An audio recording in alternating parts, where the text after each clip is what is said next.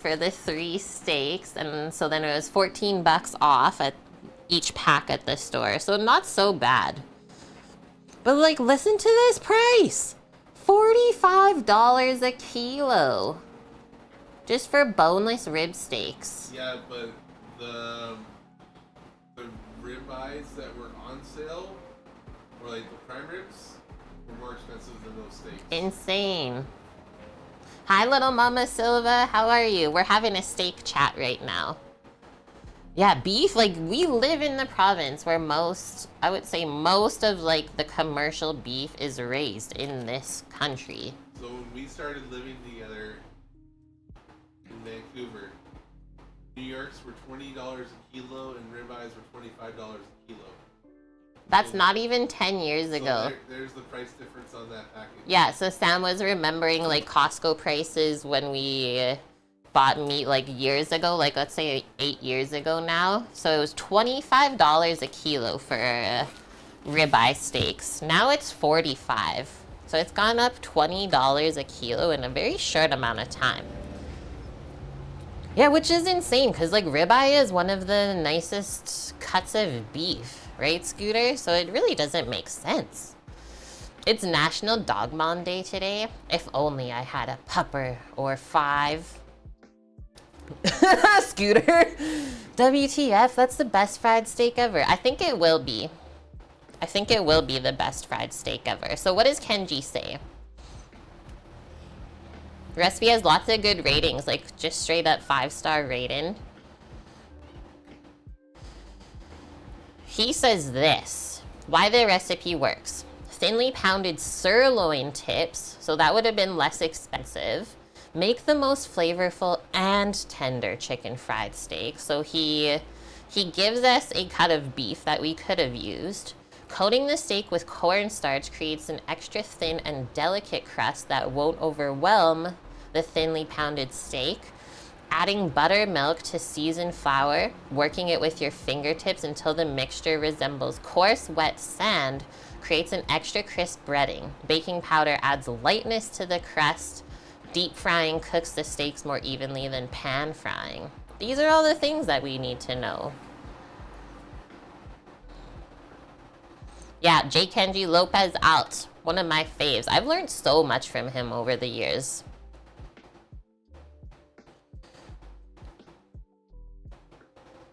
You learned among economic statistics, they follow prices for eating out versus eating at home. For the first time in a while, the prices for eating out has gone up and eating at home has gone down. Whoa, that's interesting, Amp.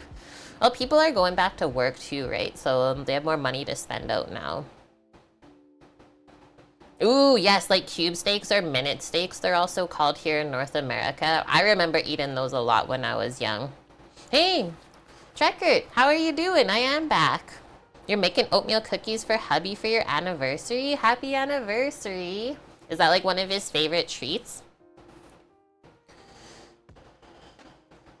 Okay, listen to Kenji's little story. I always like to read through them a bit before we start cooking. Hell, I remember eating when I was young. Don't we all?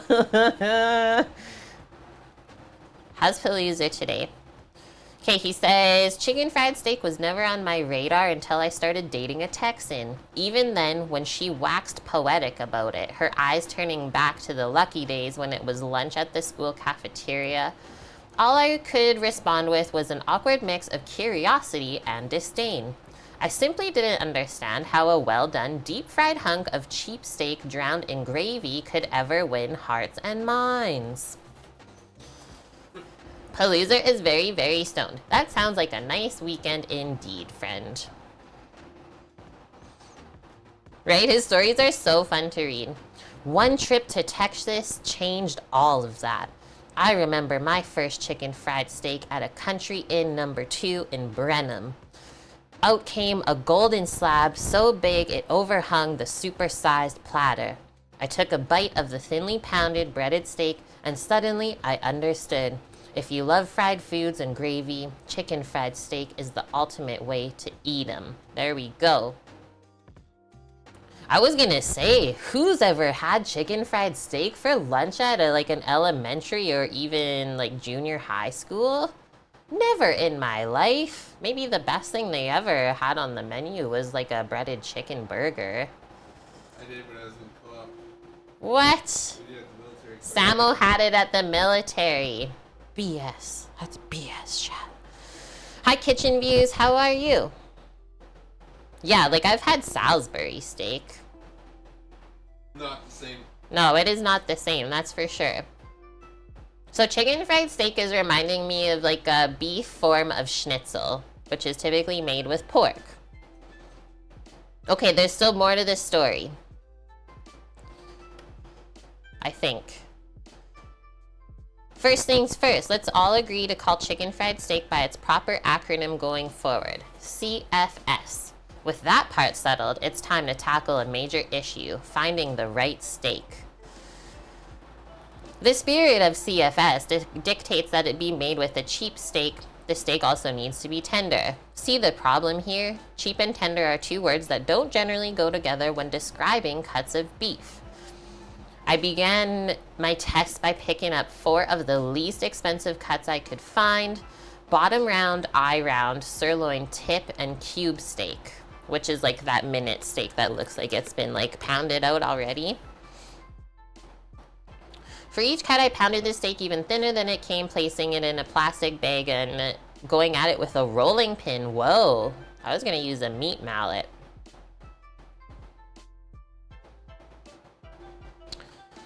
So CFS's strange name comes from its batter, which should closely resemble the best fried chicken crust you've ever had. I know my way around fried chicken, so this part seemed like a no-brainer to me. He does a double dredge of the mix, and we're gonna try and make this like possibly gluten-free or at least like gluten-friendly today, just so it doesn't destroy my belly. Thank you for that, Amp. I like that joke. Everything I cook is well done. It's just rare if you get it. Whoa.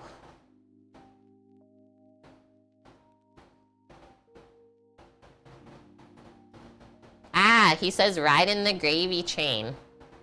CFS isn't really CFS until you pour a thick pepper gravy over the top.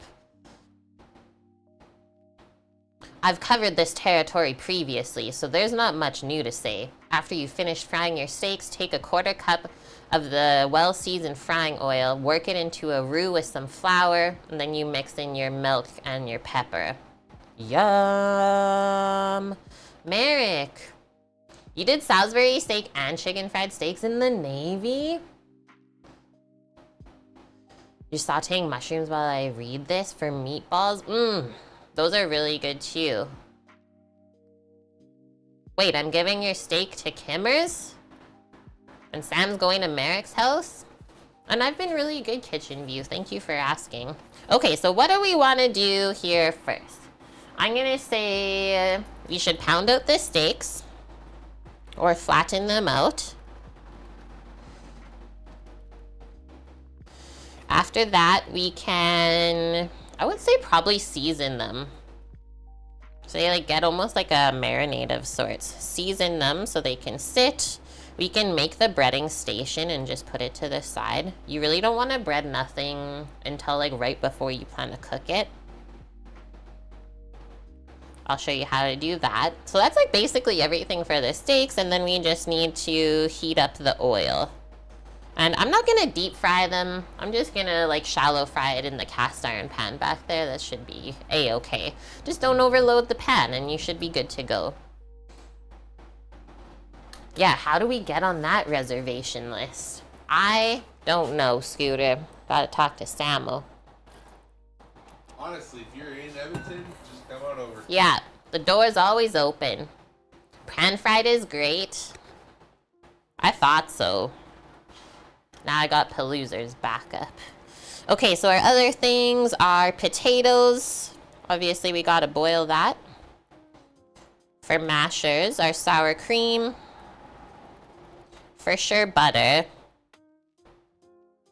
Green onion to mix in. Oh no, I think my pen's dying. That's always the saddest when it's like your favorite pen. It just doesn't write nicely anymore. Okay, so that's for the potatoes, and then lastly, I think we'll just like blanch, like boil the carrots and peas. Blanch carrots, because those will take a little bit longer. The peas are just from the freezer. And butter those up, and then lastly, let's not forget the gravy. You haven't had CFS in years? I don't even know if I've ever had it in my life, so this is new for me. You ever had chicken fried steak? I don't think so. That would require us to be in the same country, Scooter. That is also accurate. Why do we all have to be so far away from each other? Okay, so we need this. Let's move some stuff. Create a cooking area.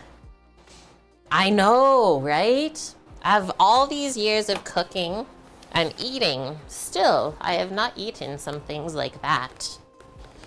There's a first for everything, right? Okay, we got this. Do I even know where my meat mallet is? That's the question, chat. Gotta grab my boning knife. You need the sub money back? I'm actually surprised at that too, Amp. Like, it's actually not that popular here. I don't know what else more to say. So, this is telling me we can move this board up. Haha.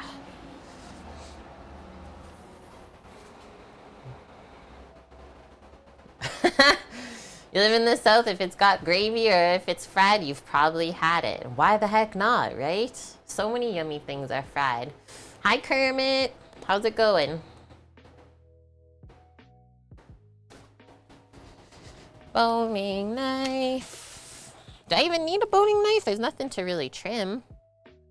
I'll grab it anyways.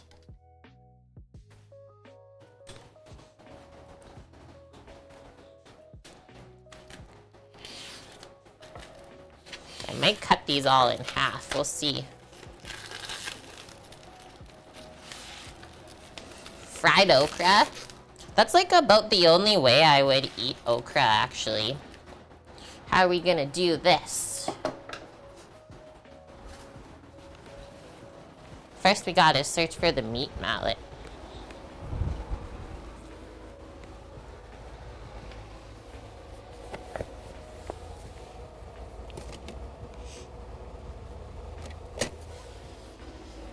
Where would that disappear to? Hey, Sambo? Is it in your... It might be over here. in your pack? No. I see it. Have no fear, everyone. The meat mallet is here.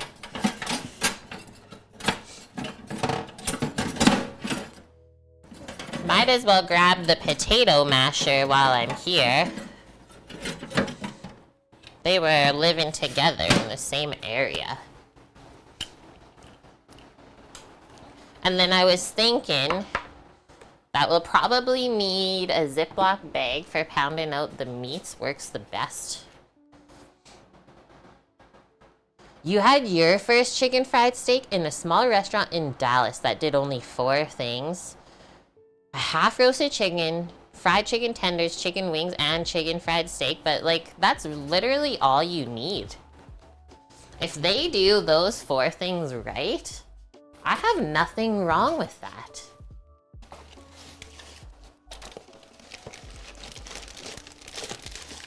Okay, we got our Ziploc. We'll cut it open. We'll cut the sides open.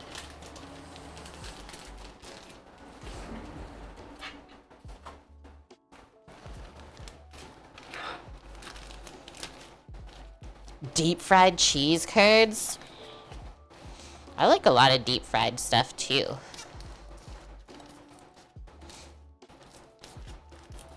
But yeah, deep fried cheese. Can't really go wrong with that. Costco makes bangin' cheesecakes? Oh, Amp was talking about cheesecakes. I was like, where'd the cheesecake combo come in?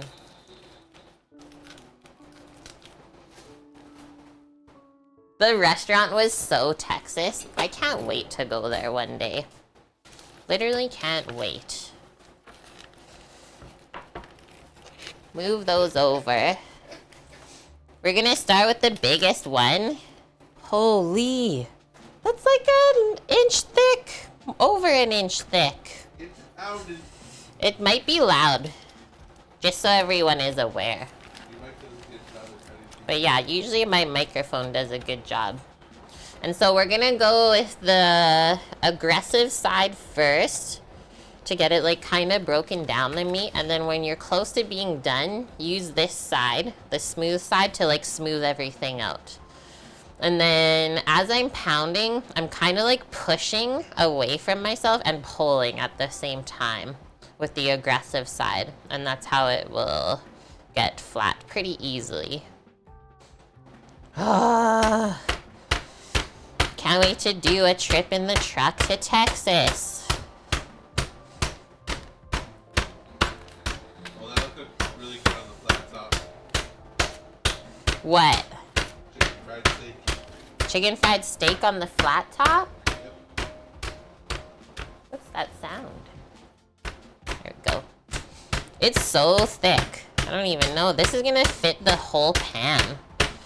Will we even be able to pound it out enough?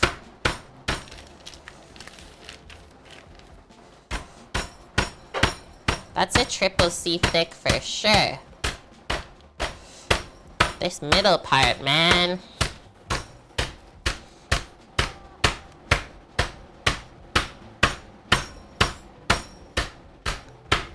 Don't pound your fingies, that's for sure. This part right there. I think I might trim off the really fatty part. Like, it doesn't want to move. It's literally just all fat. But keep the rib cap in there. If you guys have ever pounded out meats like this before, you know that the fat really doesn't get flattened as much as the meat does. If you find it's not doing anything, just trim it off.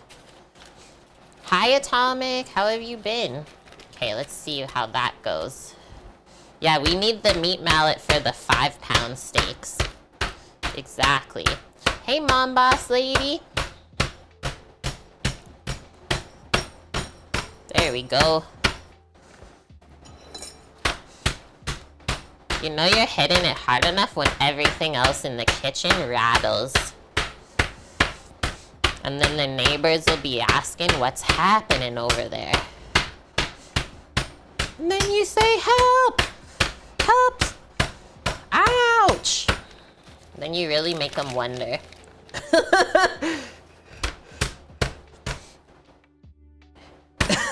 Yeah, but loser. I actually did see Cooker Dog the other day. She's being so cute.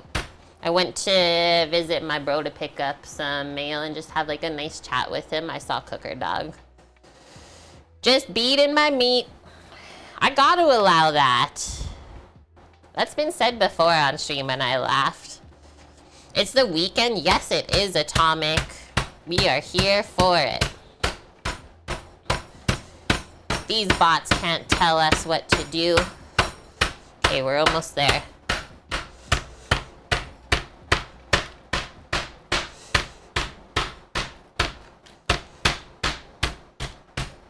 Let's see how the flat side goes. It really spanks it, I find, the flat side. It's a very loud sound. So we'll go a little bit more with this.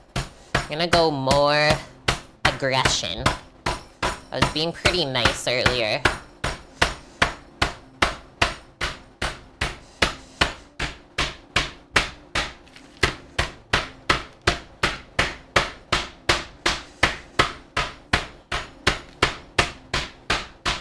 And that was the thickest, like, hardest steak that we had to pound out. That is looking good, though. It's still really thick.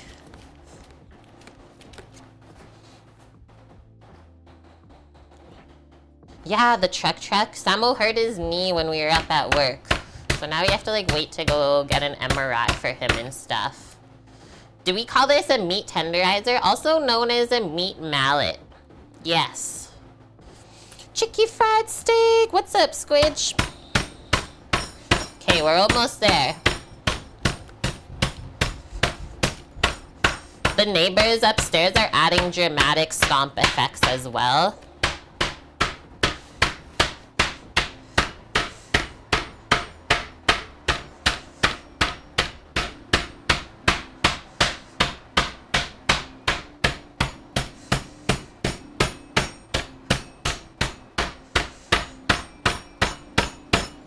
Okay, that's looking good. There's just this thick bit up there, but what can we do? Not much. Okay, so take the plastic away. Look at, so this is where we ended up. That's how big this steak started. Whoa.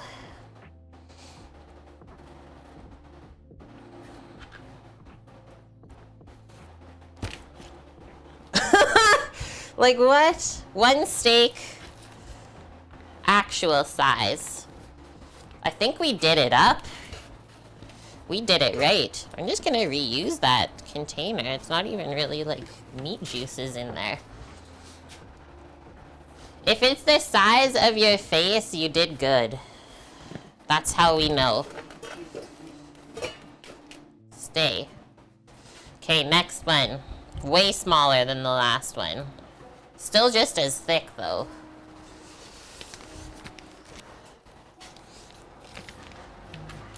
Really, Atomic? That's funny.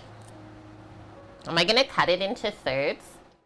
I wasn't. I was just gonna be an insane human and cook the whole thing out. Should I not? Where Lily's at, they have different version of chicken fried steak, which is called a cachopo. Is that how you say it? Basically 2 pieces of chicken fried steak stuffed with cheese and bacon. That sounds insanely over the top, and I would eat that. Thanks, Scoots, for adding that to your notes. Size of the face, pounding out the steak, you're good to go. That's not insane at all. I mean, I didn't think so.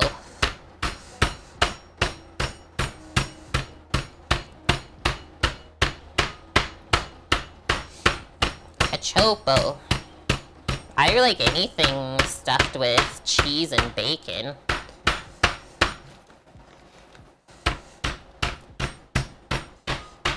Yeah, KFC would cause that. Or make that. Cause the heart murmur.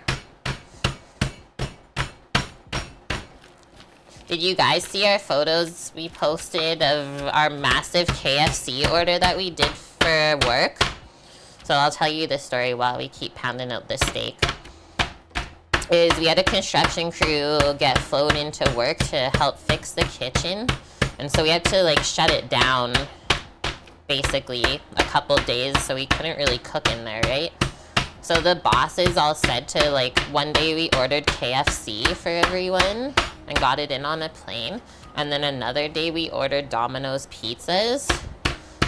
We ordered 750 pieces of Kentucky Fried Chicken for 150 people. With all of the sides and everything. It came on a plane, and then later that day, one of our Inuit friends saw on Facebook that their friend posted from like the place that we ordered was in Yellowknife, so like a smaller city in Canada. Yeah, they were completely closed the entire day, KFC. They didn't even open. We literally bought all of the chicken that they had in-house. And so there was 750 pieces of chicken dust, and then we ordered, what was it, 60 pizzas? Yeah. 60, I think medium Domino's pizzas. Yeah, the order was their daily profit. And it was so funny the night that we served KFC, because like we had the buttered corn, and I made up like my own homemade potato salad to go with it because they didn't have enough in the store for that. And they walk up, they're like, "What is this?" I'm like, oh, it's KFC. Like, we weren't allowed to cook today. They're like, it wasn't even a treat for them. They're like, oh, I really wanted, like, your home